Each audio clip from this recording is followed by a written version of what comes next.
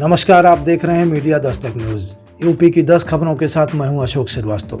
UP में सोमवार से 9वीं से 12वीं तक के स्कूल खोल दिए गए। अगले चरण में 6वीं से 8वीं और 1 सितंबर से 5वीं तक के स्टूडेंट्स के लिए स्कूल खोलने की तैयारी शुरू हो गई है। टीम 9 की बैठक में मुख्यमंत्री योगी आदित्यनाथ ने इससे संबंधित आदेश जारी किए हैं। सरकार ने पहले 23 अगस्त से 6वीं से 8वीं तक के स्कूल खोलने की तैयारी शुरू की है। इसके बाद 1 सितंबर से कक्षा 1 से 5 तक के स्कूलों में पढ़ाई शुरू हो जाएगी। मुख्यमंत्री ने अफसरों को इसके लिए गाइडलाइन बनाने के निर्देश दिए हैं। वाराणसी में बीएचयू के चिकित्सा विज्ञान संस्थान के आयुर्वेद फैकल्टी के बीएएमएस की छात्र छात्राओं ने सोमवार को कुलपति आवास के सामने धरना शुरू कर दिया। उनकी मांग है कि आयुर्वेद फैकल्टी में पोस्ट ग्रेजुएशन कोर्स की सीटें बढ़ाई जाएं। आयुर्वेद फैकल्टी के शिक्षक आए और समझा बुझाकर उन्हें शांत कराने का प्रयास करने लगे, लेकिन उनका कहना था कि 3-4 साल से सिर्फ आश्वासन ही सुन रहे हैं।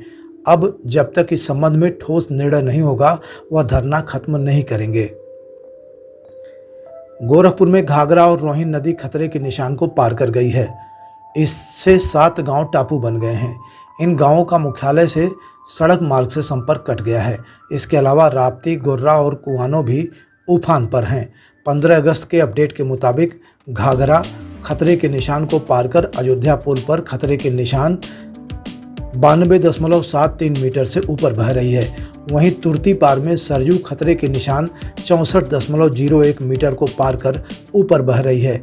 रोहिन नदी त्रिमुहानी घाट पर खतरे के निशान 82.44 मीटर को पार करके 0.73 मीटर ऊपर बह रही है।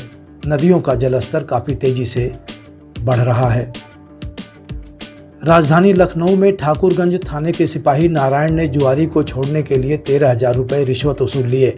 आरोपी जुआरी के भाई ने बताया कि 25,000 रुपये डिमांड किया था।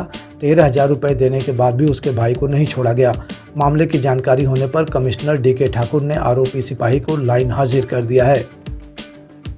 गोरखपुर में सोमवार को बदमाशों ने सीएमएस कंपनी के कर्मचारी से 5,28,000 रुपया लूट लिया। कर्मचारी कलेक्शन की रकम स्टेट बैंक में जमा करने जा रहा था। इसी दौरान बाइक सवार 3 बदमाशों ने कर्मचारी की आंखों में मिर्च झोंक कर 5,28,000 रुपये लूट लिए। घटना रामगढ़ताल इलाके के वरदायनी अस्पताल के पास स्थित एसबीआई बैंक के पास हुई है। सूचना मिलते ही पुलिस के साथ एसएसपी डॉक्टर विपिन टाडा मौके पर पहुंचे और घटना के खुलासे के लिए उन्होंने टीम गठित कर दिया। यूपी में लूट की दूसरी घटना मथुरा में हुई। यहां बदमाशों ने चांदी व्यवसायी को तमंचा दिखाकर 1,05,00,000 रुपए की लूट की। वहीं अलीगढ़ में जियो के डिस्ट्रीब्यूटर से बदमाशों ने 1,68,000 रुपए लूट लिए। लूट की तीनों वारदातों को एक ही पैटर्न पर अंजाम दिया गया। अयोध्या में सावन के अंतिम सोमवार को प्रतिबंधों के बाद भी 1 लाख श्रद्धालुओं की भीड़ ने पावन सरजू नदी में स्नान कर नागेश्वर नाथ मंदिर में जलाभिषेक किया। कड़ी सुरक्षा व्यवस्था के बीच भोर से ही यह सिलसिला शुरू हो गया। सरजू तट से लेकर अयोध्या का हर कोना महादेव के जयकारों से गुंजायमान रहा। कोतवाली प्रभारी अशोक कुमार सिंह ने बताया कि रोक के बावजूद भक्त मान नहीं रहे हैं और दूसरे रास्तों से अयोध्या पहुंच रहे हैं। उन्हें बार बार चेतावनी भी दी जा रही है। उत्तर प्रदेश में गोरखपुर जोन के एडीजी अखिल कुमार के ऑपरेशन शिकंजा के तहत बहराइच पुलिस ने मासूम संग रेप के मामले में आरोपी को 8 दिन के अंदर फांसी की सजा दिलाने में कामयाबी हासिल की है। बहराइच के अपर सत्र न्यायाधीश रेप एंड पास्को कोर्ट ने सबूतों और गवाहों के आधार पर यह सजा सुनाई। एडीजी ने पुलिस टीम की तारीफ की है।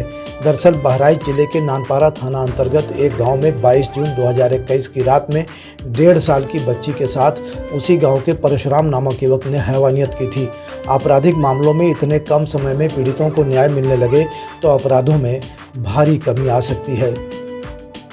सहारनपुर के थाना कोतवाली देवबंद क्षेत्र के एक गांव में शर्मसार करने वाली घटना सामने आई है। पशुओं को चारा देने गई 19 साल की युवती के साथ गांव के युवक ने जबरदस्ती बलात्कार किया। बदहवास हालत में छोड़कर आरोपी युवक फरार हो गया। युवती को जब होश आया तो उसने सारी घटना अपने पिता को बताई। पीड़ित युवती के पिता ने थाने में पहुंचकर रिपोर्ट दर्ज कराई है। पुलिस आरोपी युवक की तलाश में जुटी है। यूपी के सीतापुर में सोमवार को उस वक्त हड़कंप मच गया जब पेड़ काटने के दौरान उससे खून निकलने लगा। सब लोग देखकर अवाक रह गए और फौरन छोड़कर भाग गए। ग्रामीण डरे और सहमे हुए हैं। दरअसल एक गांव में लकड़ी ठेकेदार ने पेड़ खरीदा था, जिसको काटने के लिए वहां कई मजदूरों के साथ मौके पर गया था। लेकिन जैसे ही पेड़ को उसने काटना शुरू किया, इस दौरान पेड़ से खून की धारा निकलने लगी और ठेकेदार के मुताबिक खून की धार इतनी तेज थी कि सभी के कपड़े खून से लाल हो गए और उसमें रोने चिल्लाने की आवाज़ें निकलने लगीं। जिसके बाद ठेकेदार आरी सहित सारा सामान छोड़कर मौके से फरार हो गए।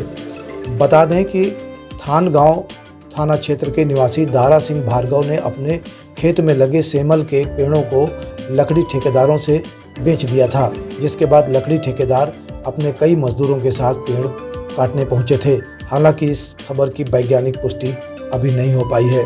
आज की खबरें यहीं तक। कल की खबरों के साथ हम फिर हाजिर होंगे। तब तक के लिए नमस्कार।